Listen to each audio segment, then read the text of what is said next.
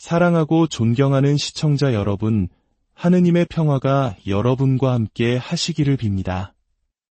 오늘 우리는 믿음의 여정 속에서 영감을 주는 한 위대한 성인의 삶을 함께 나누고자 합니다. 이 거룩한 이야기를 시작하기에 앞서 여러분께서 구독과 공유를 통해 이 은총의 메시지를 더 많은 이들에게 전하는 선교사가 되어주시길 청합니다. 이 영상을 보고 듣고 나누는 모든 분들의 삶에 주님의 축복과 평화가 가득하기를 기도합니다. 매년 10월 4일 가톨릭 교회는 한 특별한 성인을 기념합니다. 그는 바로 아시시의 성 프란치스코입니다. 오늘 우리는 가난을 사랑하고 모든 피조물을 형제자매로 끌어안았으며 그리스도의 평화를 온 세상에 전하고자 했던 그의 삶 속으로 깊이 들어가 보려 합니다. 프란치스코 성인은 1181년 이탈리아 움브리아 지방의 작은 도시 아시시에서 태어났습니다. 그의 아버지는 피에트로 베르나르도네라는 이름의 부유한 옷감 상인이었습니다. 당시 새롭게 떠오르던 상인 계층이었던 그는 사업에 대한 야망과 함께 당시 문화의 중심지였던 프랑스에 대한 깊은 동경심을 가지고 있었습니다. 피에트로가 사업차 프랑스로 긴 여행을 떠난 사이 그의 아내는 아들을 낳았습니다. 그리고 아들에게 세례자 요한을 기리며 조반니라는 거룩한 이름을 붙여주었죠. 하지만 여행에서 돌아온 피에트로는 아들의 탄생을 기뻐하기는커녕 아들에게 붙여진 이름에 대해 크게 분노했습니다. 그는 자신의 아들이 세례자 요한과 같은 하느님의 사람이 되는 것을 원치 않았습니다. 그의 꿈은 아들이 자신의 가업을 이어받아 위대한 사업가가 되고 프랑스 문화의 세련됨을 체화한 멋진 남성이 되는 것이었습니다. 그래서 그는 아들의 이름을 프란체스코, 즉 프랑스인이라는 뜻의 이름으로 직접 바꿔버렸습니다. 이것이 우리가 아는 프란치스코의 시작이었습니다.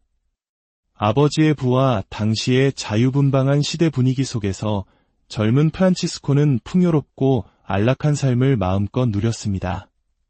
그는 태생적으로 유쾌하고 매력적이었으며 사람들을 이끄는 리더십을 가지고 있었습니다. 도시의 모든 젊은이들이 그를 따랐고 그를 사랑했습니다. 그가 까다롭게 굴어도 사람들은 너그럽게 용서했고 그가 아프면 모두가 달려와 돌보았으며 몽상에 빠져 학업에 소홀해도 누구 하나 탓하지 않았습니다. 그는 말 그대로 모두에게 사랑받기 위해 태어난 사람처럼 보였습니다. 프란치스코는 곧 아시시 젊은이들의 우두머리가 되어 밤마다 흥청망청한 파티를 벌이며 방탕한 생활에 빠져들었습니다. 훗날 그는 스스로 나는 그 시절 죄 속에서 살았다고 고백했습니다. 그는 아버지의 기대를 완벽하게 충족시키는 아들이었습니다. 프랑스의 노래를 사랑했고 프랑스의 낭만적인 기사 이야기를 동경했으며 특히 자유로운 영혼을 노래하던 음유시인 트루바두르에게 깊이 매료되었습니다. 몽상가이면서도 사업 수완도 제법 갖추고 있었죠. 하지만 프란치스코의 마음속에는 더 큰 갈망이 있었습니다. 단순한 부를 넘어선 것, 그것은 바로 명예였습니다. 그는 귀족, 즉 기사가 되고 싶었습니다. 전쟁터에서 영광스러운 공을 세워 모두가 우러러보는 명예와 지위를 얻는 것이 그의 가장 큰 꿈이었습니다. 마침내 그에게 기회가 찾아왔습니다. 아시시가 오랜 숙적이던 이웃도시 페루자와의 전쟁을 선포한 것입니다. 프란치스코는 기사의 꿈을 이룰 생각에 부풀어 전쟁터로 향했습니다. 하지만 전투는 참혹한 패배로 끝났고 아시시의 병사 대부분이 학살당했습니다. 오직 몸값을 지불할 능력이 있는 부유한 집안의 자제들만이 포로로 잡혔습니다. 프란치스코는 그토록 원하던 귀족들과 함께 포로가 되었지만 그가 마주한 현실은 차갑고 어두운 지하 감옥의 쇠사슬 뿐이었습니다. 놀랍게도 그 끔찍한 감옥 생활 속에서도 프란치스코는 특유의 유쾌함과 긍정적인 태도를 잃지 않았다고 전해집니다. 1년이라는 긴 포로 생활 끝에 그는 풀려났지만 이 경험조차 그의 삶을 바꾸지는 못했습니다. 얼마 후 제4차 십자군 원정을 위한 기사 모집 소식이 들려왔습니다. 프란치스코는 다시 한번 기사의 꿈을 불태웠습니다. 부유한 아버지 덕분에 그는 황금으로 장식된 화려한 갑옷과 근사한 망토, 최고의 말을 마련할 수 있었습니다. 그는 떠나기 전 한 가난한 기사에게 자신의 망토를 벗어주는 선행을 베풀기도 했지만 동시에 나는 위대한 영주가 되어 돌아올 것이다. 라고 호언장담하며 길을 나섰습니다. 하지만 그의 여정은 아시시에서 말을 타고 단 하루 거리도 못 가서 끝나고 말았습니다. 그날 밤 그는 꿈속에서 하느님의 음성을 들었습니다. 프란치스코야, 너는 모든 것을 잘못 알고 있다. 어서 집으로 돌아가거라. 그는 그 음성에 순종하여 집으로 돌아왔습니다. 한번 상상해 보십시오. 위대한 영주가 되어 돌아오겠다던 청년이 전투 한번 치르지 못하고 초라한 모습으로 돌아왔을 때의 심정을. 모두의 사랑을 받던 그는 이제 마을 사람들의 웃음거리가 되었고 겁쟁이라는 수치스러운 낙인이 찍혔습니다. 아버지는 갑옷에 쓴 막대한 돈을 날려버린 아들에게 불같이 화를 냈습니다. 그의 인생에서 가장 큰 모욕과 좌절의 순간이었습니다. 프란치스코의 회심은 하룻밤 사이에 일어나지 않았습니다.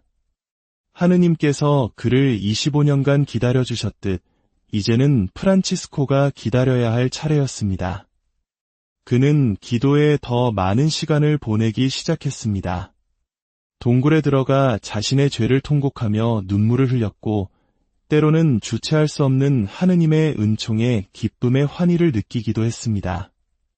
그러던 어느 날 시골길을 말을 타고 가던 프란치스코는 한 나병 환자와 마주쳤습니다.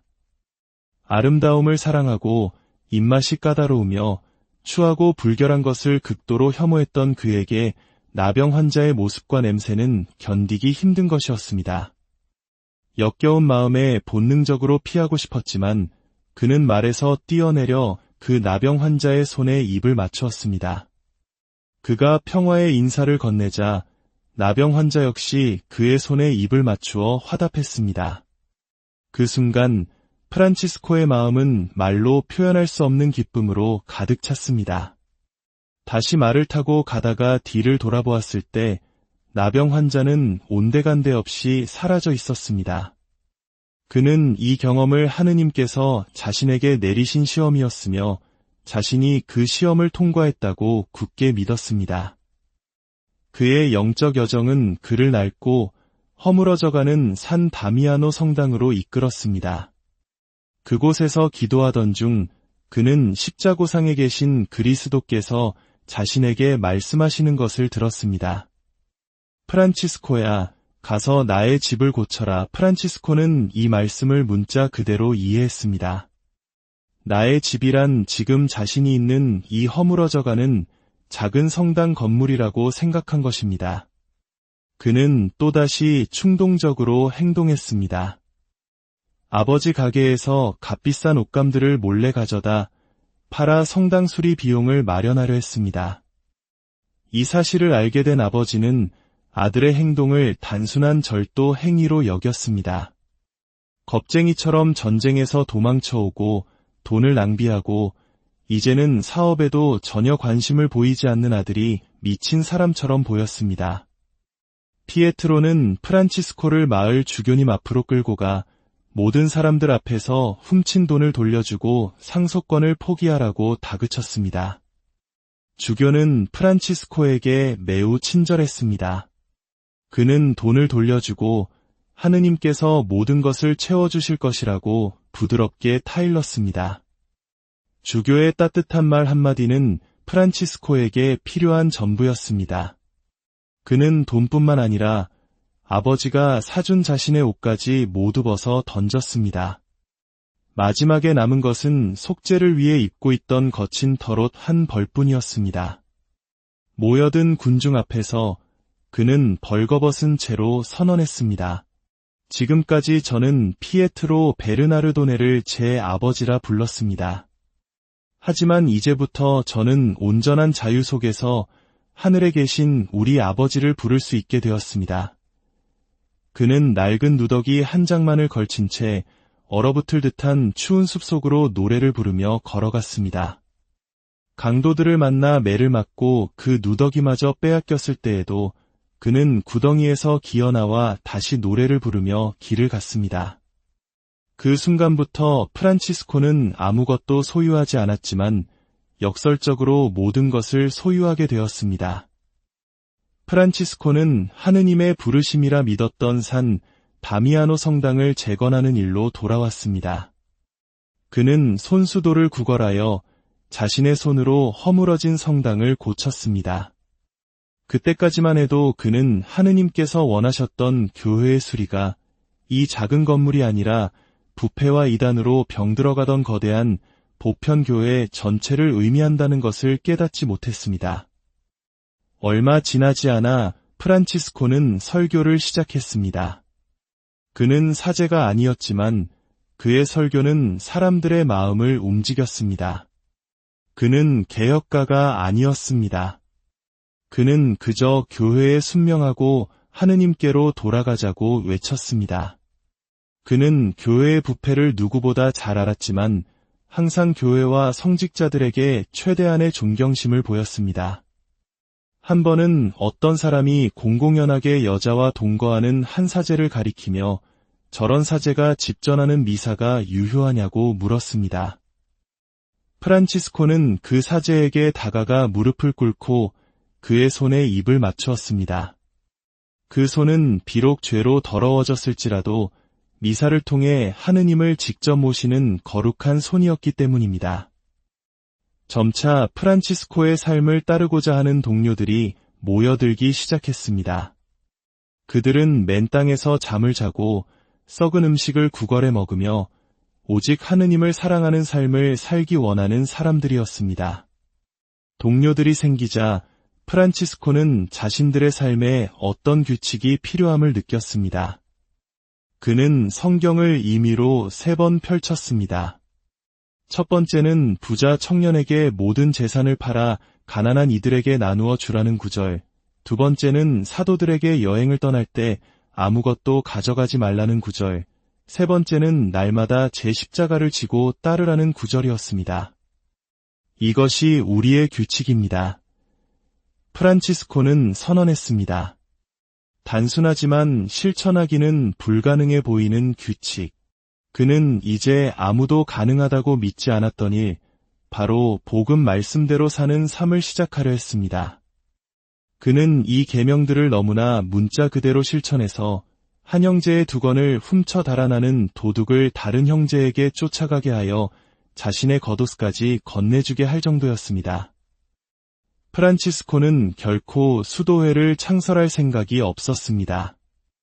기사 출신이었던 그에게 수도회라는 말은 너무 군대처럼 들렸습니다. 그는 자신이 하는 일이 하느님의 형제애를 표현하는 것이라고 생각했습니다. 그의 동료들은 들판과 도시, 귀족과 평민, 대학과 교회, 상인계층 등 각계각층에서 모여들었습니다.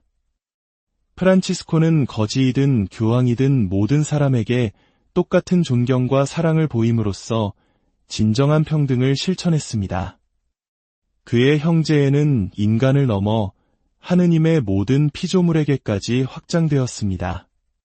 우리는 프란치스코의 자연 사랑에 대해 많이 이야기하지만 그의 관계는 그보다 훨씬 깊었습니다. 그는 단순히 자연의 아름다움을 감상하는 것을 넘어 하느님께서 창조하신 모든 자연이 자신의 형제라고 진정으로 믿었습니다. 참새 한 마리도 교황님과 똑같은 그의 형제였습니다. 한 유명한 이야기에서 프란치스코는 수백 마리의 새들에게 설교했습니다. 아름다운 깃털 옷을 주시고 자유롭게 날 수 있게 해주시며 늘 돌보아 주시는 하느님께 감사하라고 말입니다. 이야기에 따르면 새들은 그가 그들 사이를 걸어 다닐 때에도 꼼짝 않고 그의 말을 들었고 그가 떠나도 좋다고 허락한 뒤에야 비로소 날아갔다고 합니다. 또 다른 유명한 이야기는 사람을 해치던 늑대에 관한 것입니다.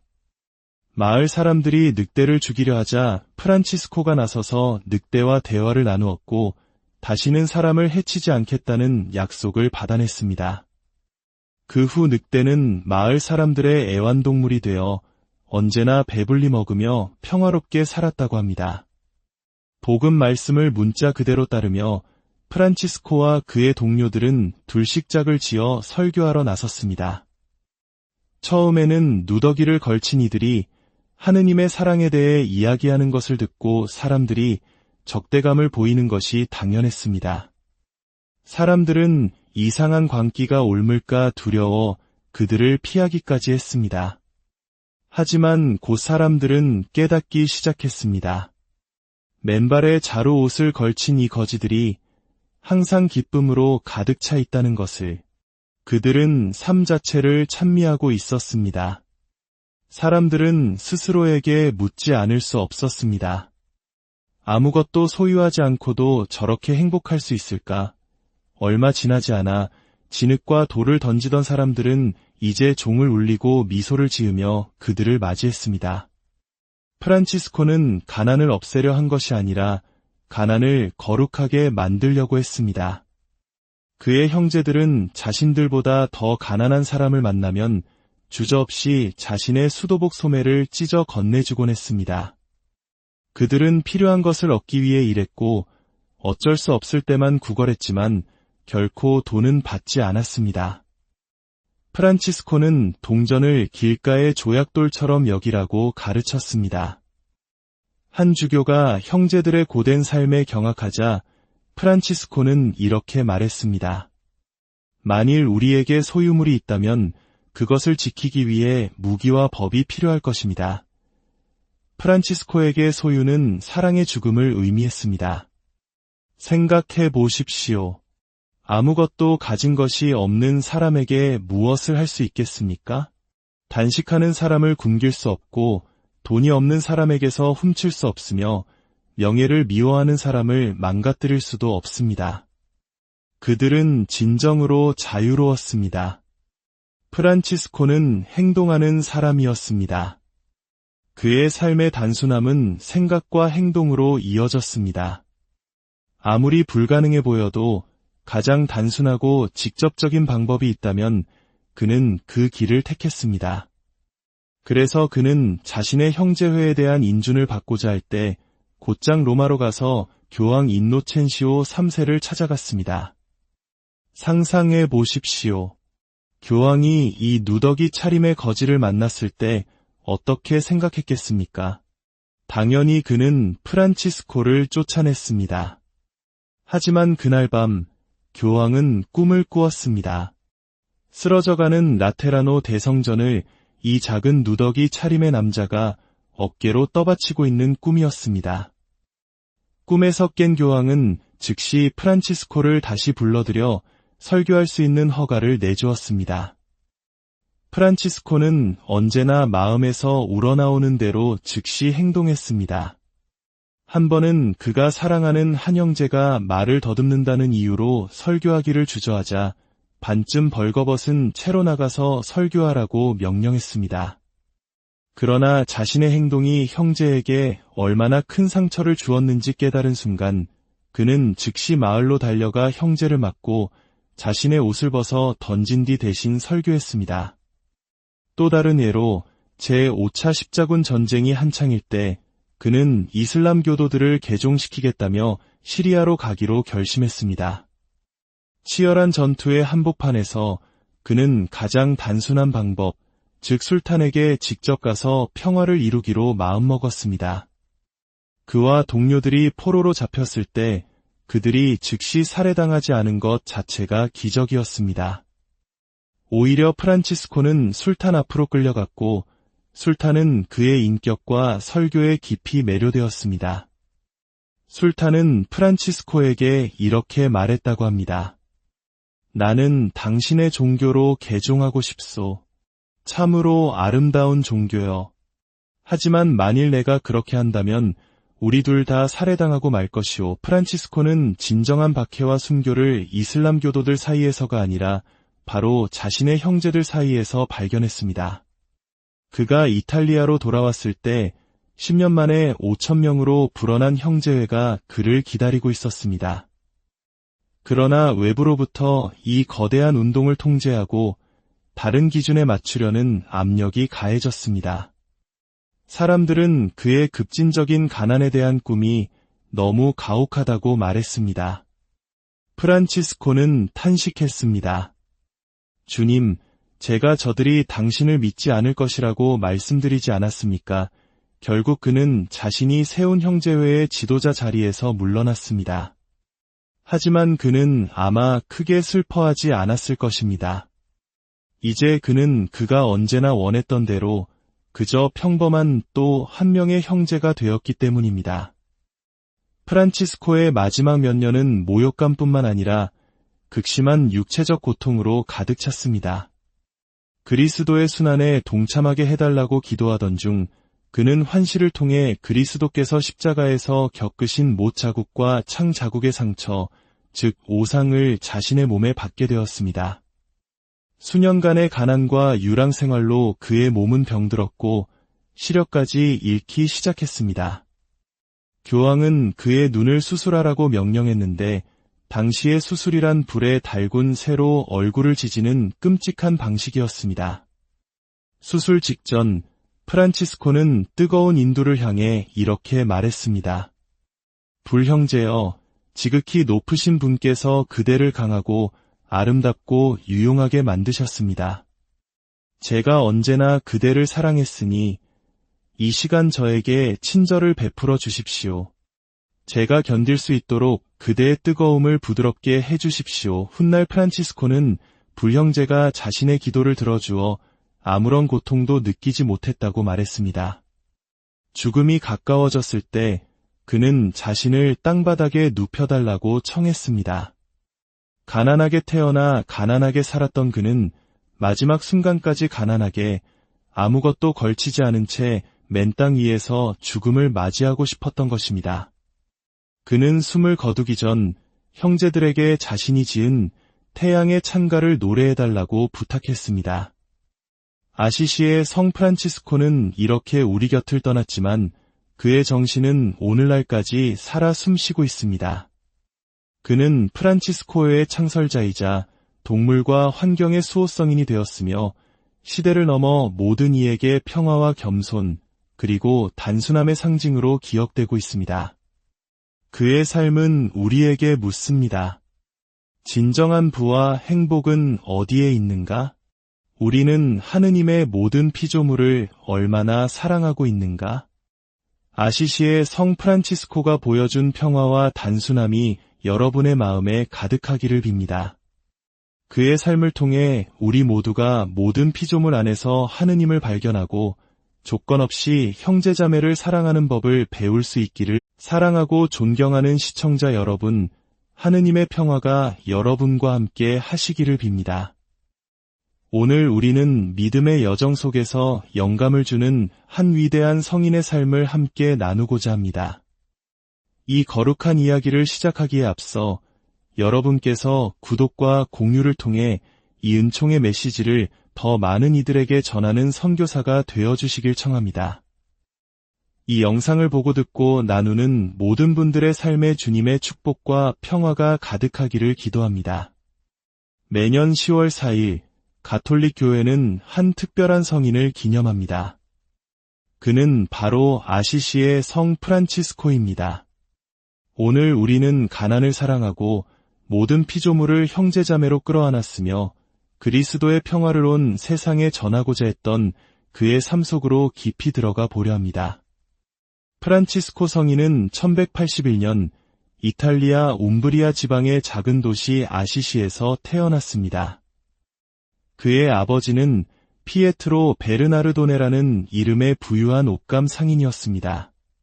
당시 새롭게 떠오르던 상인 계층이었던 그는 사업에 대한 야망과 함께 당시 문화의 중심지였던 프랑스에 대한 깊은 동경심을 가지고 있었습니다.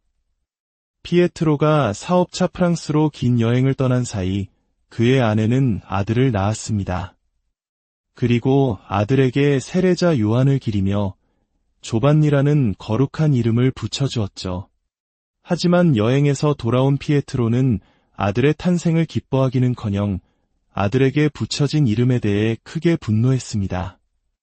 그는 자신의 아들이 세례자 요한과 같은 하느님의 사람이 되는 것을 원치 않았습니다. 그의 꿈은 아들이 자신의 가업을 이어받아 위대한 사업가가 되고 프랑스 문화의 세련됨을 체화한 멋진 남성이 되는 것이었습니다. 그래서 그는 아들의 이름을 프란체스코, 즉 프랑스인이라는 뜻의 이름으로 직접 바꿔버렸습니다. 이것이 우리가 아는 프란치스코의 시작이었습니다. 아버지의 부와 당시의 자유분방한 시대 분위기 속에서 젊은 프란치스코는 풍요롭고 안락한 삶을 마음껏 누렸습니다. 그는 태생적으로 유쾌하고 매력적이었으며 사람들을 이끄는 리더십을 가지고 있었습니다. 도시의 모든 젊은이들이 그를 따랐고 그를 사랑했습니다. 그가 까다롭게 굴어도 사람들은 너그럽게 용서했고 그가 아프면 모두가 달려와 돌보았으며 몽상에 빠져 학업에 소홀해도 누구 하나 탓하지 않았습니다. 그는 말 그대로 모두에게 사랑받기 위해 태어난 사람처럼 보였습니다. 프란치스코는 곧 아시시 젊은이들의 우두머리가 되어 밤마다 흥청망청한 파티를 벌이며 방탕한 생활에 빠져들었습니다. 훗날 그는 스스로 나는 그 시절 죄 속에서 살았다고 고백했습니다. 그는 아버지의 기대를 완벽하게 충족시키는 아들이었습니다.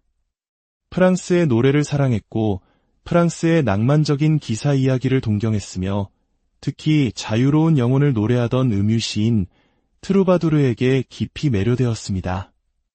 몽상가이면서도 사업 수완도 제법 갖추고 있었죠. 하지만 프란치스코의 마음속에는 더 큰 갈망이 있었습니다. 단순한 부를 넘어선 것, 그것은 바로 명예였습니다. 그는 귀족, 즉 기사가 되고 싶었습니다. 전쟁터에서 영광스러운 공을 세워 모두가 우러러보는 명예와 지위를 얻는 것이 그의 가장 큰 꿈이었습니다. 마침내 그에게 기회가 찾아왔습니다. 아시시가 오랜 숙적이던 이웃도시 페루자와의 전쟁을 선포한 것입니다. 프란치스코는 기사의 꿈을 이룰 생각에 부풀어 전쟁터로 향했습니다. 하지만 전투는 참혹한 패배로 끝났고 아시시의 병사 대부분이 학살당했습니다. 오직 몸값을 지불할 능력이 있는 부유한 집안의 자제들만이 포로로 잡혔습니다. 프란치스코는 그토록 원하던 귀족들과 함께 포로가 되었지만 그가 마주한 현실은 차갑고 어두운 지하 감옥의 쇠사슬 뿐이었습니다. 놀랍게도 그 끔찍한 감옥 생활 속에서도 프란치스코는 특유의 유쾌함과 긍정적인 태도를 잃지 않았다고 전해집니다. 1년이라는 긴 포로 생활 끝에 그는 풀려났지만 이 경험조차 그의 삶을 바꾸지는 못했습니다. 얼마 후 제4차 십자군 원정을 위한 기사 모집 소식이 들려왔습니다. 프란치스코는 다시 한번 기사의 꿈을 불태웠습니다. 부유한 아버지 덕분에 그는 황금으로 장식된 화려한 갑옷과 근사한 망토, 최고의 말을 마련할 수 있었습니다. 그는 떠나기 전 한 가난한 기사에게 자신의 망토를 벗어주는 선행을 베풀기도 했지만 동시에 나는 위대한 영주가 되어 돌아올 것이다. 라고 호언장담하며 길을 나섰습니다. 하지만 그의 여정은 아시시에서 말을 타고 단 하루 거리도 못 가서 끝나고 말았습니다. 그날 밤 그는 꿈속에서 하느님의 음성을 들었습니다. 프란치스코야, 너는 모든 것을 잘못 알고 있다. 어서 집으로 돌아가거라. 그는 그 음성에 순종하여 집으로 돌아왔습니다. 한번 상상해 보십시오. 위대한 영주가 되어 돌아오겠다던 청년이 전투 한번 치르지 못하고 초라한 모습으로 돌아왔을 때의 심정을. 모두의 사랑을 받던 그는 이제 마을 사람들의 웃음거리가 되었고 겁쟁이라는 수치스러운 낙인이 찍혔습니다. 아버지는 갑옷에 쓴 막대한 돈을 날려버린 아들에게 불같이 화를 냈습니다. 그의 인생에서 가장 큰 모욕과 좌절의 순간이었습니다. 프란치스코의 회심은 하룻밤 사이에 일어나지 않았습니다.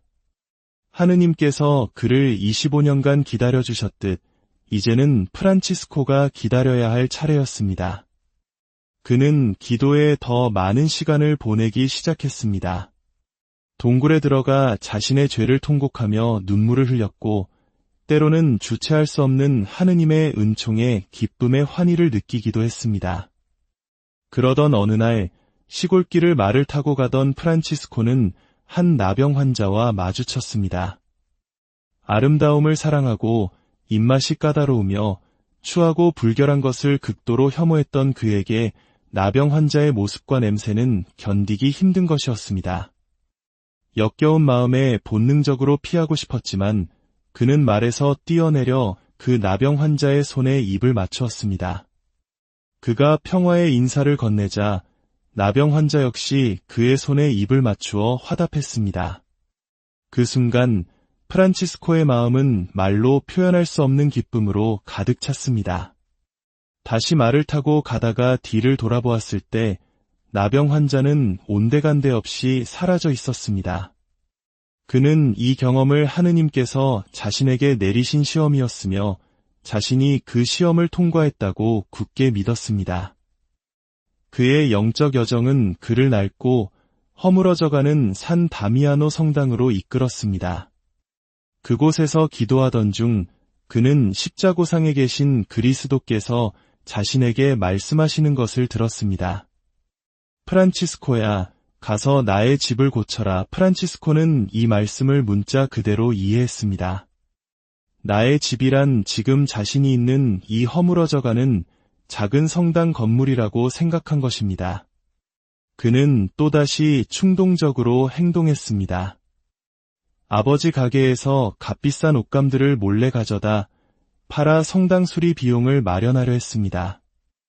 이 사실을 알게 된 아버지는 아들의 행동을 단순한 절도 행위로 여겼습니다.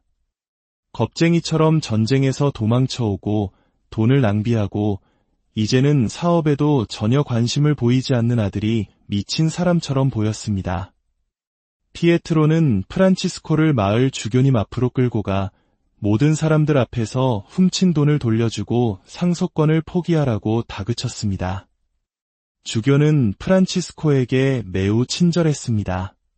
그는 돈을 돌려주고 하느님께서 모든 것을 채워주실 것이라고 부드럽게 타일렀습니다. 주교의 따뜻한 말 한마디는 프란치스코에게 필요한 전부였습니다.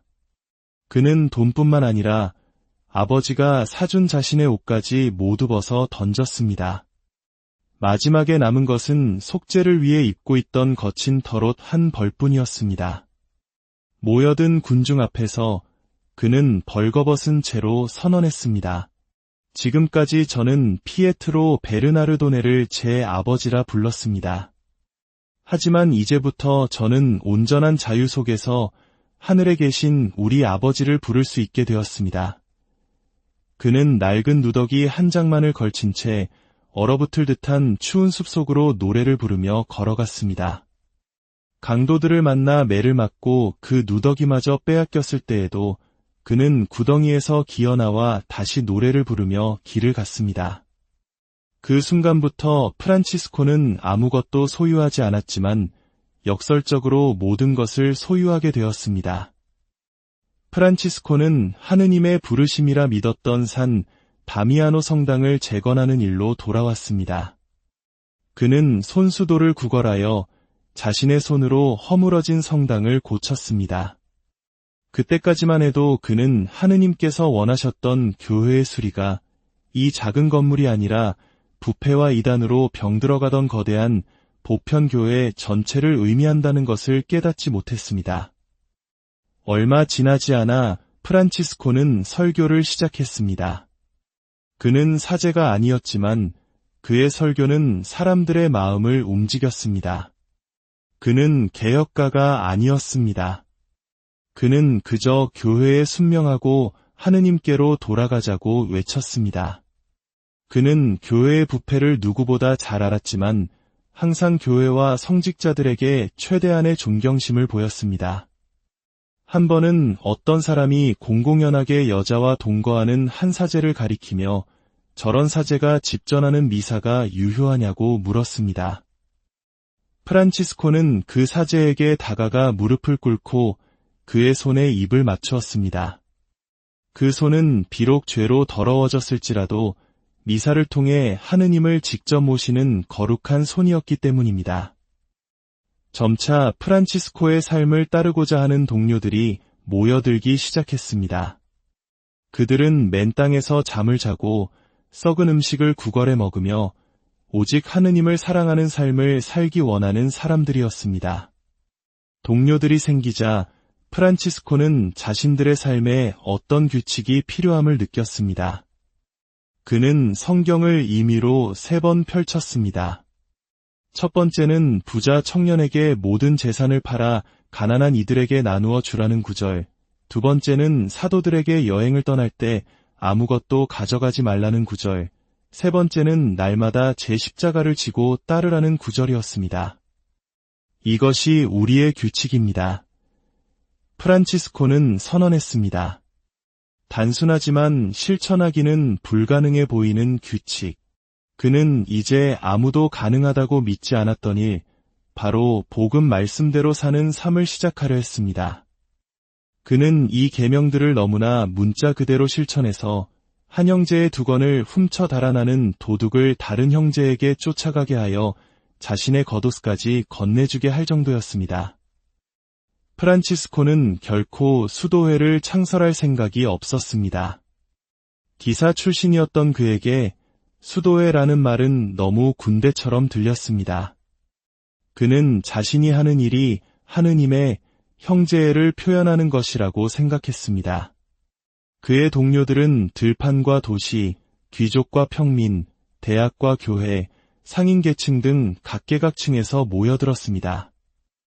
프란치스코는 거지이든 교황이든 모든 사람에게 똑같은 존경과 사랑을 보임으로써 진정한 평등을 실천했습니다. 그의 형제애는 인간을 넘어 하느님의 모든 피조물에게까지 확장되었습니다.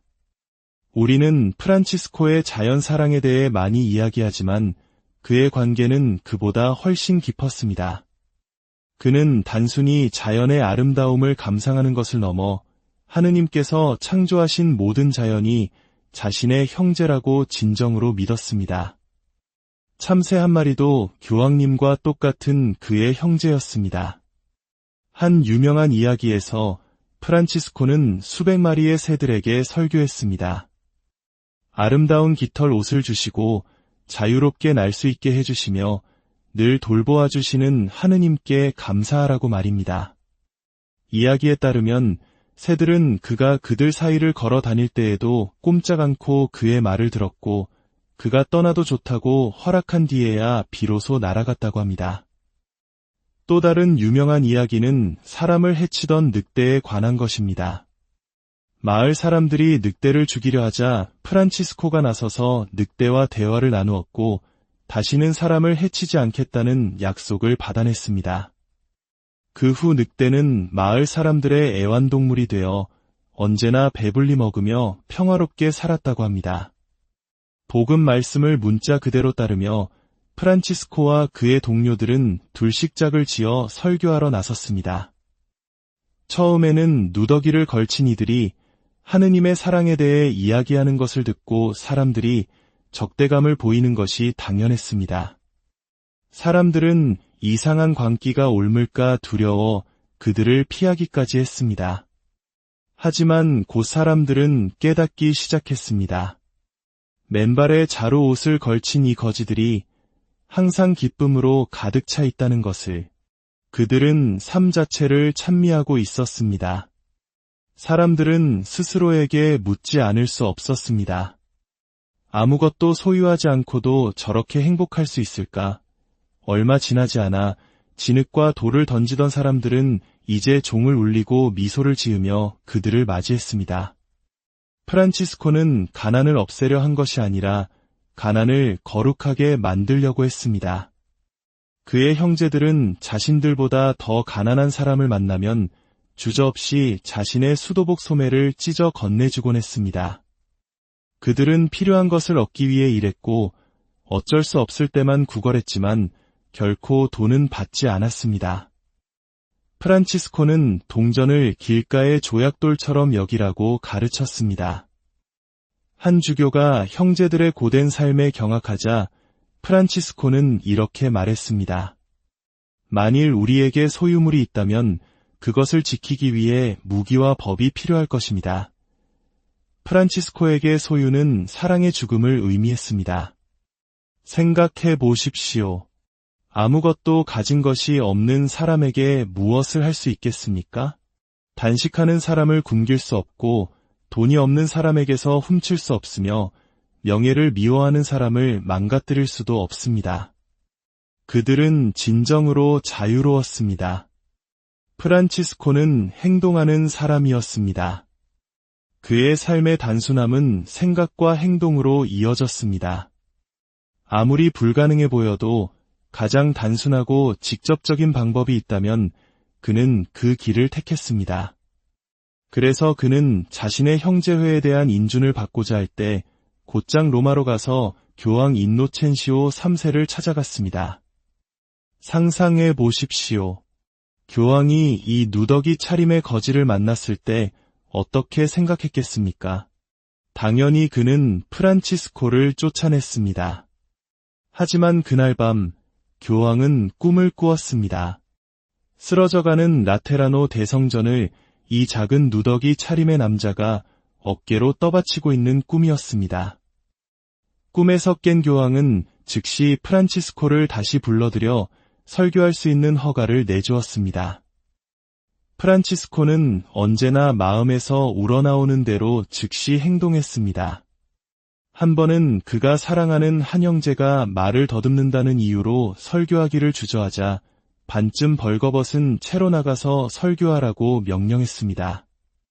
그러나 자신의 행동이 형제에게 얼마나 큰 상처를 주었는지 깨달은 순간 그는 즉시 마을로 달려가 형제를 맞고 자신의 옷을 벗어 던진 뒤 대신 설교했습니다. 또 다른 예로 제5차 십자군 전쟁이 한창일 때 그는 이슬람 교도들을 개종시키겠다며 시리아로 가기로 결심했습니다. 치열한 전투의 한복판에서 그는 가장 단순한 방법, 즉 술탄에게 직접 가서 평화를 이루기로 마음먹었습니다. 그와 동료들이 포로로 잡혔을 때 그들이 즉시 살해당하지 않은 것 자체가 기적이었습니다. 오히려 프란치스코는 술탄 앞으로 끌려갔고 술탄은 그의 인격과 설교에 깊이 매료되었습니다. 술탄은 프란치스코에게 이렇게 말했다고 합니다. 나는 당신의 종교로 개종하고 싶소. 참으로 아름다운 종교여. 하지만 만일 내가 그렇게 한다면 우리 둘 다 살해당하고 말 것이오. 프란치스코는 진정한 박해와 순교를 이슬람 교도들 사이에서가 아니라 바로 자신의 형제들 사이에서 발견했습니다. 그가 이탈리아로 돌아왔을 때 10년 만에 5,000명으로 불어난 형제회가 그를 기다리고 있었습니다. 그러나 외부로부터 이 거대한 운동을 통제하고 다른 기준에 맞추려는 압력이 가해졌습니다. 사람들은 그의 급진적인 가난에 대한 꿈이 너무 가혹하다고 말했습니다. 프란치스코는 탄식했습니다. 주님, 제가 저들이 당신을 믿지 않을 것이라고 말씀드리지 않았습니까? 결국 그는 자신이 세운 형제회의 지도자 자리에서 물러났습니다. 하지만 그는 아마 크게 슬퍼하지 않았을 것입니다. 이제 그는 그가 언제나 원했던 대로 그저 평범한 또 한 명의 형제가 되었기 때문입니다. 프란치스코의 마지막 몇 년은 모욕감뿐만 아니라 극심한 육체적 고통으로 가득 찼습니다. 그리스도의 순환에 동참하게 해달라고 기도하던 중 그는 환시를 통해 그리스도께서 십자가에서 겪으신 못 자국과 창 자국의 상처, 즉 오상을 자신의 몸에 받게 되었습니다. 수년간의 가난과 유랑 생활로 그의 몸은 병들었고 시력까지 잃기 시작했습니다. 교황은 그의 눈을 수술하라고 명령했는데 당시의 수술이란 불에 달군 쇠로 얼굴을 지지는 끔찍한 방식이었습니다. 수술 직전 프란치스코는 뜨거운 인두를 향해 이렇게 말했습니다. 불형제여, 지극히 높으신 분께서 그대를 강하고 아름답고 유용하게 만드셨습니다. 제가 언제나 그대를 사랑했으니 이 시간 저에게 친절을 베풀어 주십시오. 제가 견딜 수 있도록 그대의 뜨거움을 부드럽게 해주십시오. 훗날 프란치스코는 불형제가 자신의 기도를 들어주어 아무런 고통도 느끼지 못했다고 말했습니다. 죽음이 가까워졌을 때 그는 자신을 땅바닥에 눕혀달라고 청했습니다. 가난하게 태어나 가난하게 살았던 그는 마지막 순간까지 가난하게 아무것도 걸치지 않은 채 맨 땅 위에서 죽음을 맞이하고 싶었던 것입니다. 그는 숨을 거두기 전 형제들에게 자신이 지은 태양의 찬가를 노래해달라고 부탁했습니다. 아시시의 성 프란치스코는 이렇게 우리 곁을 떠났지만 그의 정신은 오늘날까지 살아 숨쉬고 있습니다.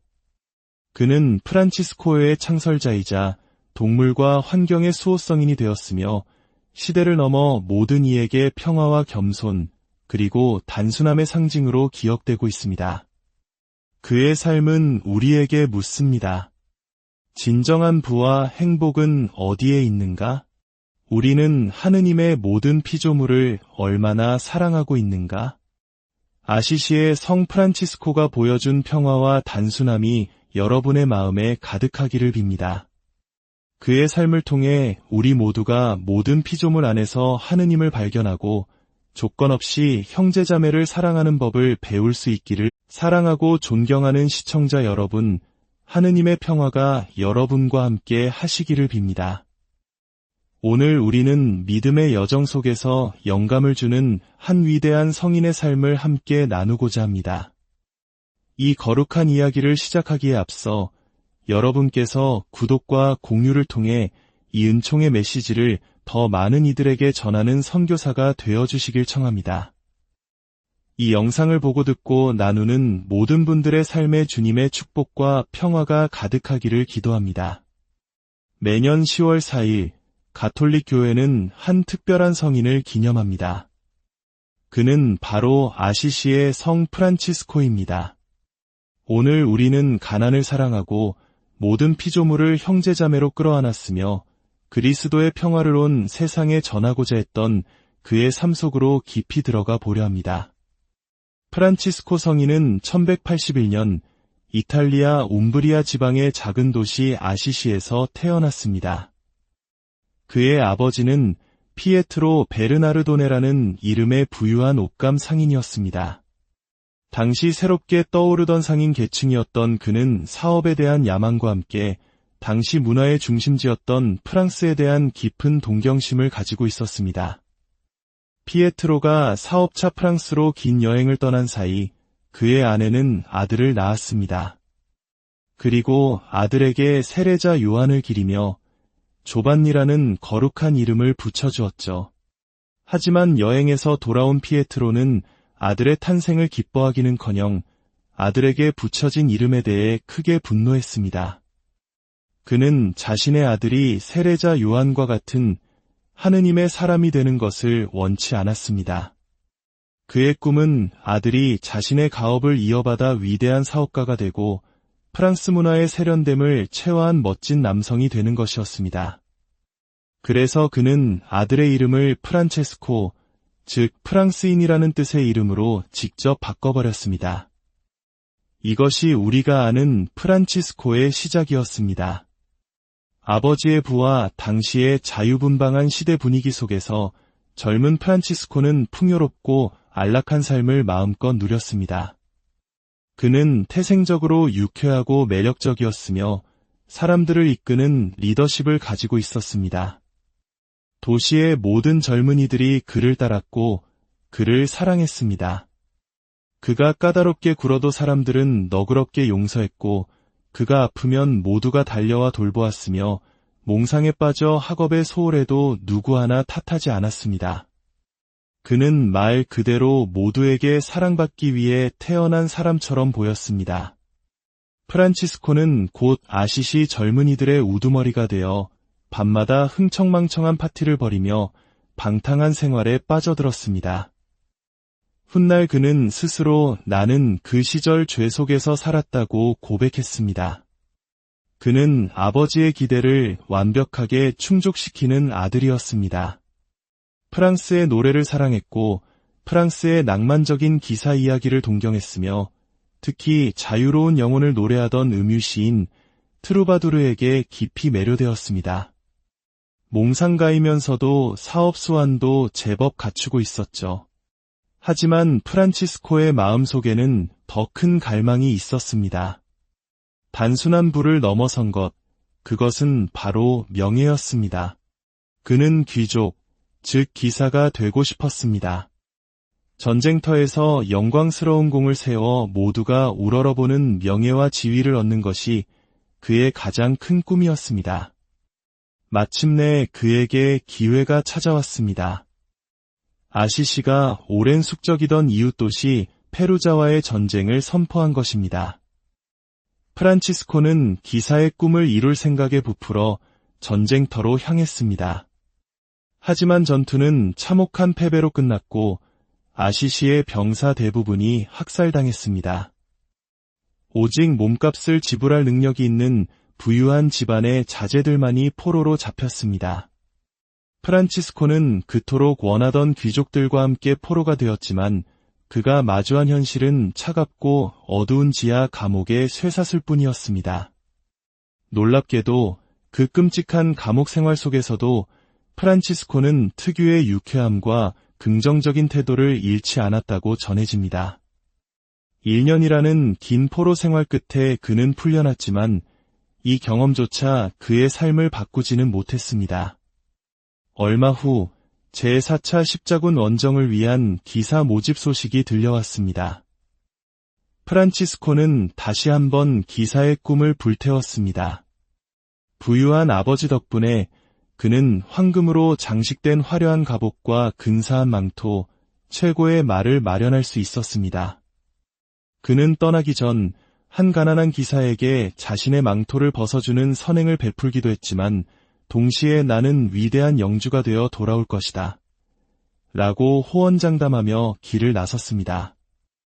하지만 그의 여정은 아시시에서 말을 타고 단 하루 거리도 못 가서 끝나고 말았습니다. 그날 밤 그는 꿈속에서 하느님의 음성을 들었습니다. 프란치스코야, 너는 모든 것을 잘못 알고 있다. 어서 집으로 돌아가거라. 그는 그 음성에 순종하여 집으로 돌아왔습니다. 한번 상상해 보십시오. 위대한 영주가 되어 돌아오겠다던 청년이 전투 한번 치르지 못하고 초라한 모습으로 돌아왔을 때의 심정을. 모두의 사랑을 받던 그는 이제 마을 사람들의 웃음거리가 되었고 겁쟁이라는 수치스러운 낙인이 찍혔습니다.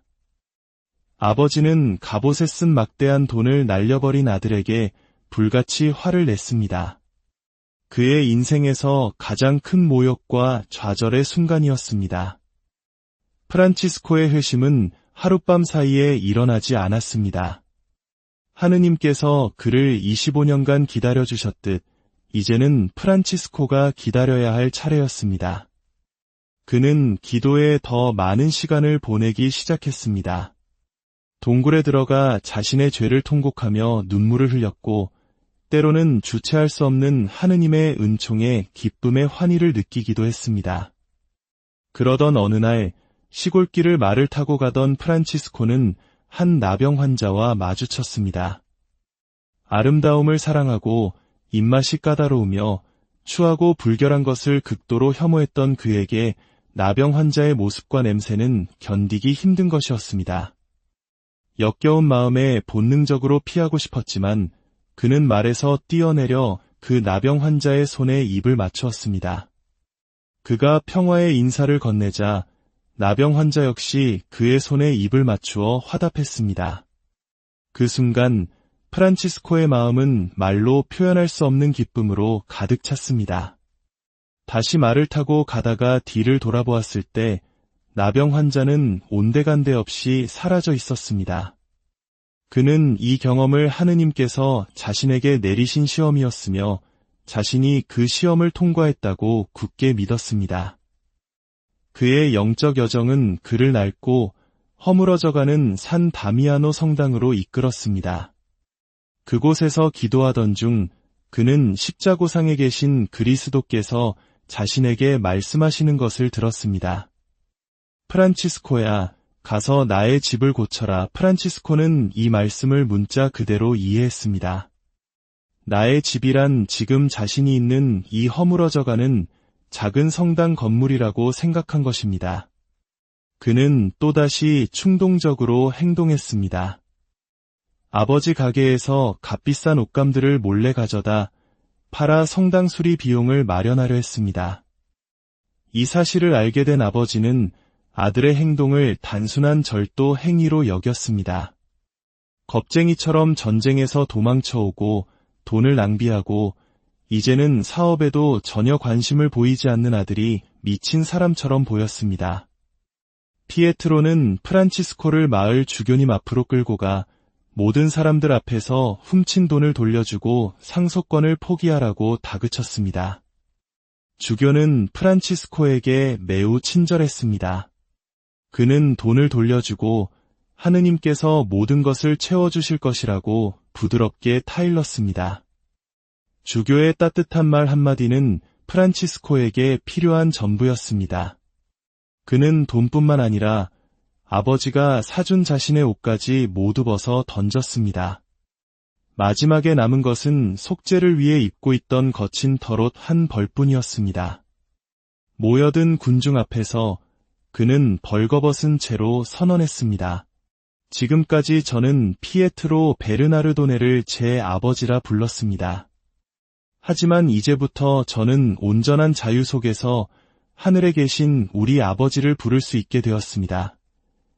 그는 낡은 누더기 한 장만을 걸친 채 얼어붙을 듯한 추운 숲속으로 노래를 부르며 걸어갔습니다. 강도들을 만나 매를 맞고 그 누더기마저 빼앗겼을 때에도 그는 구덩이에서 기어나와 다시 노래를 부르며 길을 갔습니다. 그 순간부터 프란치스코는 아무것도 소유하지 않았지만 역설적으로 모든 것을 소유하게 되었습니다. 프란치스코는 하느님의 부르심이라 믿었던 산 다미아노 성당을 재건하는 일로 돌아왔습니다. 그는 손수도를 구걸하여 자신의 손으로 허물어진 성당을 고쳤습니다. 그때까지만 해도 그는 하느님께서 원하셨던 교회의 수리가 이 작은 건물이 아니라 부패와 이단으로 병들어가던 거대한 보편교회 전체를 의미한다는 것을 깨닫지 못했습니다. 얼마 지나지 않아 프란치스코는 설교를 시작했습니다. 그는 사제가 아니었지만 그의 설교는 사람들의 마음을 움직였습니다. 그는 개혁가가 아니었습니다. 그는 그저 교회에 순명하고 하느님께로 돌아가자고 외쳤습니다. 그는 교회의 부패를 누구보다 잘 알았지만 항상 교회와 성직자들에게 최대한의 존경심을 보였습니다. 한 번은 어떤 사람이 공공연하게 여자와 동거하는 한 사제를 가리키며 저런 사제가 집전하는 미사가 유효하냐고 물었습니다. 프란치스코는 그 사제에게 다가가 무릎을 꿇고 그의 손에 입을 맞추었습니다. 그 손은 비록 죄로 더러워졌을지라도 미사를 통해 하느님을 직접 모시는 거룩한 손이었기 때문입니다. 점차 프란치스코의 삶을 따르고자 하는 동료들이 모여들기 시작했습니다. 그들은 맨 땅에서 잠을 자고 썩은 음식을 구걸해 먹으며 오직 하느님을 사랑하는 삶을 살기 원하는 사람들이었습니다. 동료들이 생기자 프란치스코는 자신들의 삶에 어떤 규칙이 필요함을 느꼈습니다. 그는 성경을 임의로 3번 펼쳤습니다. 첫 번째는 부자 청년에게 모든 재산을 팔아 가난한 이들에게 나누어 주라는 구절, 두 번째는 사도들에게 여행을 떠날 때 아무것도 가져가지 말라는 구절, 세 번째는 날마다 제 십자가를 지고 따르라는 구절이었습니다. 이것이 우리의 규칙입니다. 프란치스코는 선언했습니다. 단순하지만 실천하기는 불가능해 보이는 규칙. 그는 이제 아무도 가능하다고 믿지 않았던 일, 바로 복음 말씀대로 사는 삶을 시작하려 했습니다. 그는 이 계명들을 너무나 문자 그대로 실천해서